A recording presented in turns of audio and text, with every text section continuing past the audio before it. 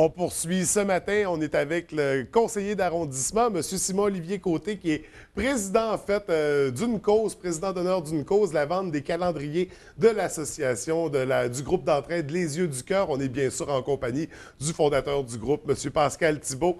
Bienvenue à tous les deux ce matin. Ça va bien aujourd'hui? Oui, bonjour. Écoute, Pascal, je vais débuter tout de suite avec toi. On s'est vu il n'y a pas longtemps de ton retour du voyage au Cameroun dans le cadre du groupe d'entraide Les Yeux du Cœur. Donc, tu nous avais fait un beau bilan, un beau retour sur cette expérience que tu as vécue.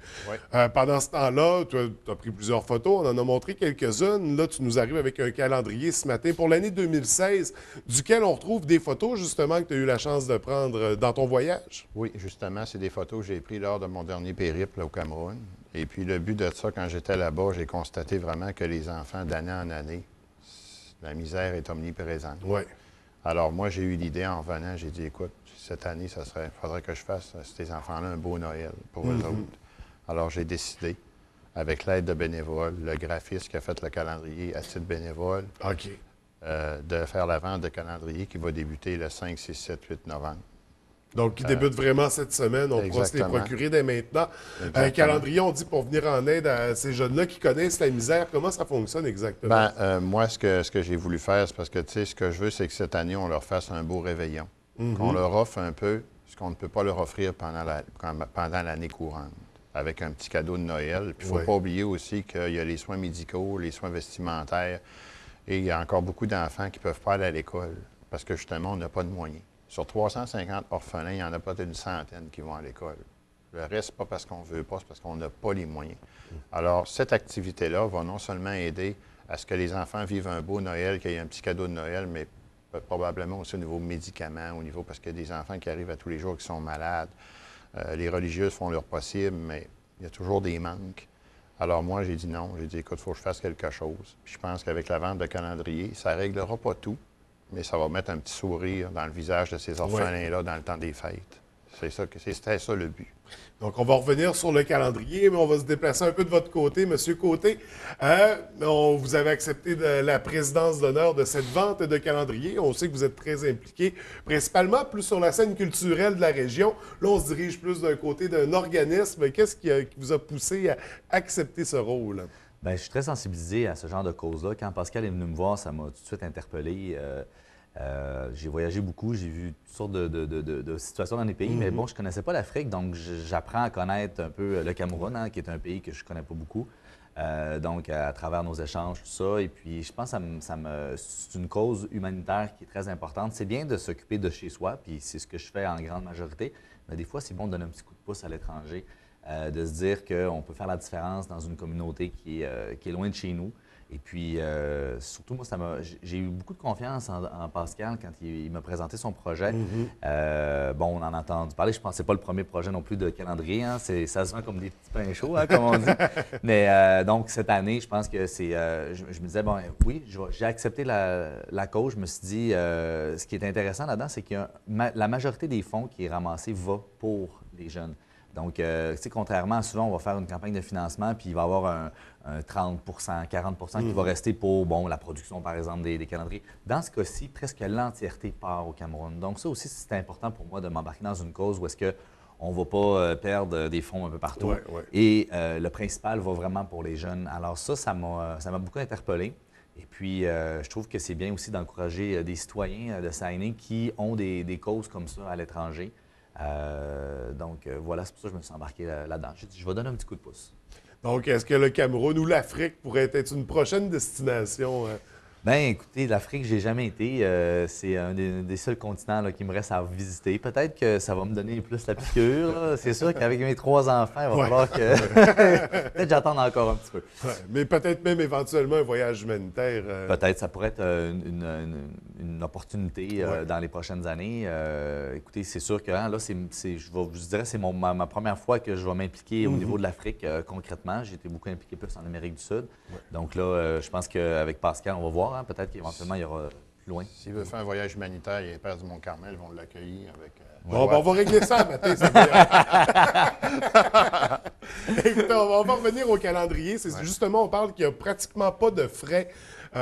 Donc, pour la vente de calendriers qui vont servir à la production. On parle d'un producteur qui le fait bénévolement. D'où vient cette collaboration-là? C'est qui cette personne-là? La collaboration, c'est l'imprimeur des éditions Espoir, OK? Qui, quand on publie des livres d'auteurs, bon, mais là, pour cette cause-là, il a décidé de nous le faire à titre gracieux. Alors ça, pour nous, c'est déjà la personne qui a fait la conception du calendrier de A à Z. C'est un monsieur qui est retraité, un monsieur de Gatineau, qui a fait le calendrier à titre gracieux. Puis il a travaillé fort là-dessus. Et puis on va l'avoir le mercredi. Là. Ça fait que, quand on parlait des frais, il n'y en a pas de frais. Puis c'était le but, pour envoyer le plus de sous possible là-bas. Il faut aller chercher à avoir le plus de collaborateurs possible à titre gracieux. Donc, on limite les frais. Et pour ça, ça prend des bons partenaires, des bons collaborateurs qui sont prêts à s'investir pour une cause comme ça parce que ça demeure...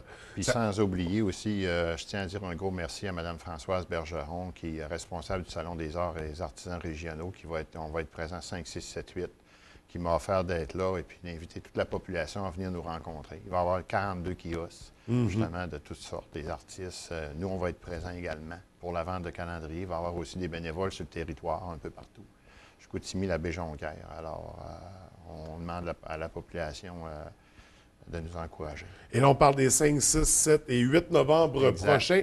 Salon des artisans, ça va avoir lieu où exactement? Place du Saguenay. OK. Et par la suite, ça va se continuer sur le territoire jusqu'au mois de décembre, jusqu'au 11 décembre. Ça sera surveillé pour les prochaines semaines, mais là, ça débute cette semaine à Place du Saguenay. Il y aura un kiosque où on pourra se procurer ce calendrier de photos qui sont issues de ton dernier voyage. Oui, exactement.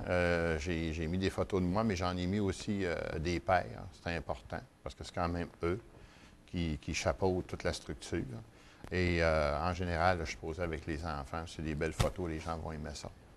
Et vous, M. Côté, est-ce que vous serez présent lors des kiosques ou vous avez une pile de calendriers à vendre, j'imagine?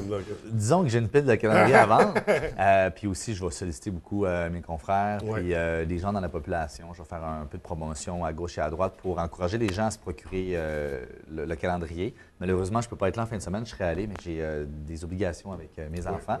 Et c'est ça, mais je vais être là tout le long. Là, puis si Pascal a besoin de moi à gauche ou à droite, là, je vais venir l'épauler, ça c'est sûr et certain. Puis en espérant que ça va partir tellement vite, les 500 premiers, qu'il faudra peut-être aller en refaire d'autres. On a l'impression. Souhaitons-le, souhaitons-le. C'est une belle cause, puis justement, qui va permettre de vivre une belle période des fêtes à ces jeunes qui ne vivent pas ça nécessairement. Là, Bien, c'est ça. Comme je disais tantôt, c'est le but. Là. Moi, d'année en année, j'y vais, puis je constate des choses. Et puis cette année, j'ai dit, il faudrait que je fasse un petit quelque chose là, pour au moins qu'ils passent un beau temps des fêtes. Même les pères m'ont rencontré, ils m'en ont parlé. Et puis offrir un petit cadeau à ces enfants-là aussi pour leur procurer un beau temps des fêtes, là, de qualité. Sinon, en terminant, qu'est-ce qui s'en vient d'autre pour le groupe d'entraide Les Yeux du Cœur? Plein de choses. On prévoit un conteneur qui devrait partir après les fêtes. Et actuellement, on est en train d'amasser beaucoup de choses, des vêtements pour enfants, des livres. Dernièrement, il y a des messieurs qui ont donné des livres, des boîtes de livres. Après ça, des appareils électroménagers qui vont partir de Montréal, mais ça va aller juste vers la fin janvier parce que le conteneur n'est pas encore plein. Puis nous, bien, on envoie ça avec un partenaire qui est à Montréal, qui lui envoie du matériel à chaque année à Douala, au port de Douala. Mais rendu là, il ne reste plus rien que 2 heures pour aller chercher le matériel. Fait que c'est beaucoup plus facile pour eux, mais ça prend quand même 34 jours. Il faut calculer une trentaine de jours avant que ça se rende là-bas par voie maritime, parce que par voie aérienne, ça coûterait trop cher, ça serait impossible. Mais c'est ça qui s'en vient pour le moment.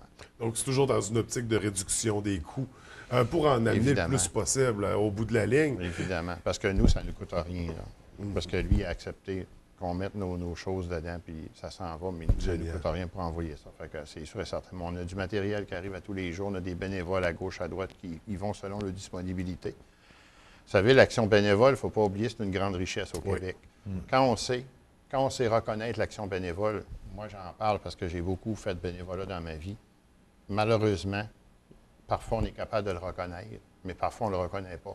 Puis je peux vous dire que ce soit au Saguenay, partout au Québec, si l'action bénévole n'existerait pas, malheureusement, il y aurait beaucoup d'organismes qui n'existeraient plus.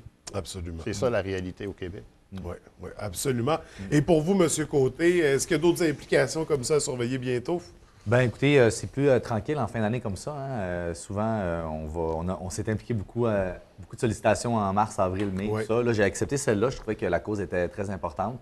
Donc, on va laisser l'année plus tranquille un peu. Puis après ça, l'année 2016 là, sera sûrement remplie de belles implications. J'ai déjà des sollicitations un peu, mais j'attends un peu. Là. Donc, ça sera à surveiller. Toujours membre du Conseil des arts, toujours membre administrateur même. Oui, toujours. Le CADUS aussi. Puis on travaille beaucoup là, sur tout ce qui est tout le plan de développement durable. On travaille beaucoup sur les questions d'être sain aussi, le transport actif, tout ça. Ça, je pense, c'est aussi des choses importantes à regarder aussi au niveau local. Plus on va être en santé, plus on va être comme on voit Pierre Lavoie, des trucs comme ça. C'est des causes aussi qui sont intéressantes. Je pense que c'est bien de regarder ça, puis c'est bien aussi des fois de regarder vers l'extérieur puis de dire, bon, qui qu'on peut aider cette année? Oui, absolument. Donc, oui, monsieur. Par là, au niveau de la culture, moi, ce qui est important, c'est qu'on espère en tout cas que l'argent qu'on a perdu depuis les dernières années va revenir à la culture, parce qu'on sait très bien avec le gouvernement Harper, on a perdu beaucoup d'argent, que ce soit les éditeurs, les artistes en général. Alors, si on peut récupérer ces argents-là pour qu'ils soient redistribués dans les régions. Moi, je pense que ce serait super le fun. Là. En tout cas, on le souhaite. Écoutez, merci à tous les deux d'être venus nous rencontrer ce matin. Bonne chance. Merci François, ton C'est accueil. un plaisir. Donc, les 5, 6, 7 et 8 novembre, c'est bien ça, à Place Saguenay. Ça te prend ton calendrier. Oui, ça. Merci à tous les deux. Bonne journée. Merci François.